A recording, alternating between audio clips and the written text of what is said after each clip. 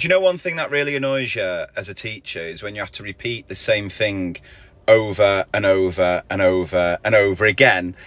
And you can sort of just about deal with that when you're talking to a group of 5-year-olds. But when it comes to newspaper articles, it really starts to grind my gears.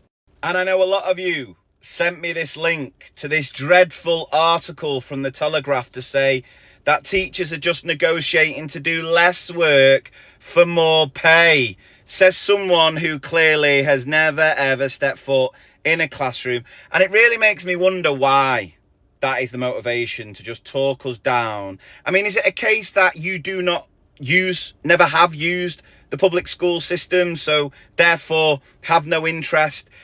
And if you do have children in mainstream schools, why would you want to go out of your way to create such a negative view of teachers, which consequently will mean less people come into the profession, and therefore your children's education will have a negative outcome because of articles like this? Like, what is the motivation behind it? This little chart was funny in the article, showing England as one of the lowest working hours in developed countries, right? Directed time in front of your children, the actual time most of us enjoy, the actual teaching time. But I guarantee if you were to take into account all the other hours that teachers work, when teachers on average work between 50 to 60 hours a week, it wouldn't be like that, would it? Now actually imagine if they were the only hours we did. Oh, none of us would moan. We wouldn't be bothered. We'd be, there would be no issue. The fact is, teachers work more unpaid overtime than any other profession.